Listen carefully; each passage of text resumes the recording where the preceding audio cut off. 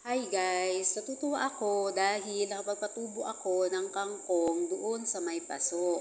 Itinusok ko lang yan galing doon sa mga pinanggalingan na ipinangsahog ko.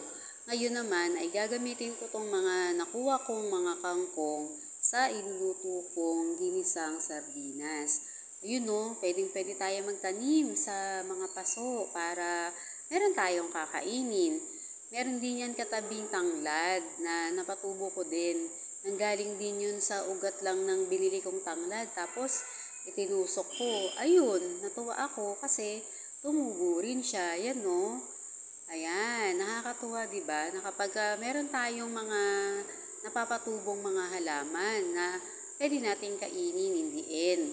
So, sana guys, yung mga pinagtaniman natin, mga pinagtabasan ng mga binili natin, tusok natin para mapatubo rin natin at magamit din natin silang panahog o kakainin din natin. So, yun lang. Salamat. Bye!